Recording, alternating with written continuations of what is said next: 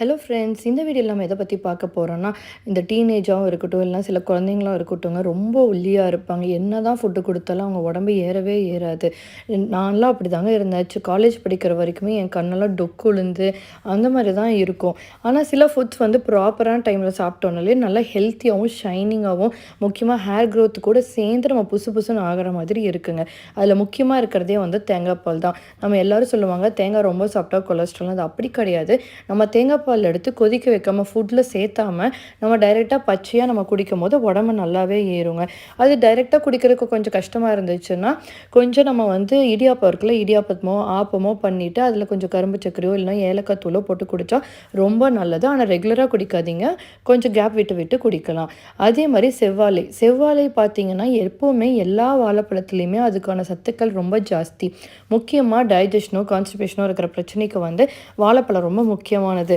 அதுலேயும் செவ்வாழையில் வந்து அத்தனை பலன்களும் இருக்குங்க.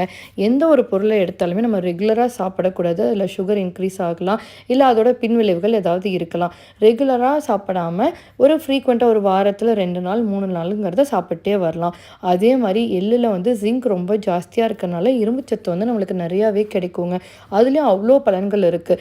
நம்மளுக்கு ரொம்ப முக்கியமானது ஹீமோக்ளோபின். அது வந்து இன்க்ரீஸ் ஆகிறதுக்கு வந்து நம்மளோட கருப்பையில் வந்து ரொம்ப யூஸ்ஃபுல்லாக இருக்குது. இது நம்ம இட்லி பொடியாவோ இல்லை எந்த விதமாகவும் சாப்பிட்லாம். அது கூட ஜாகரி இருக்குல்ல, வெல்லம். அந்த வெல்லத்துலேயும் வந்துட்டு நம்ம எப்போவுமே வந்து ஒயிட் சுகரை தவிர்க்கிறது வந்து ரொம்ப நல்லது. ஒயிட் சுகருங்கிறதே வந்து இருக்கிற சத்துக்கள்லாம் எடுத்துகிட்டு வெறும் கசடு தாங்க நம்ம சாப்பிட்ருக்கோம். நம்ம இயற்கையாக இப்படி இருக்கிற ஜாகரி, அதாவது வெல்லம், இதெல்லாம் சாப்பிட்றது ரொம்ப நல்லது. கருப்பு எல்லை கூடங்க லைட்டாக வறுத்துட்டு அது கூட வெல்லத்தை மிக்சியில் போட்டு சுற்றி ஒரு பால் மாதிரி நம்ம பிடிச்சி வச்சிட்டோம்னா பெரியவங்கள்லேருந்து குழந்தைங்க வரைக்கும் சாப்பிட்லாம். எந்த ஸ்நாக்ஸும் இல்லாமல் இருந்தால் கூட இது அப்பப்போ ஒன்று ஒன்று எடுத்து சாப்பிட்டனாவோ இல்லை கடலபருப்பி சாப்பிட்டனாலோ அதில் அவ்வளோ சத்துக்கள் இருக்குங்க. கண்டிப்பாக இதில் ஏதாவது ஒன்று ட்ரை பண்ணி பாருங்கள். Thank you friends.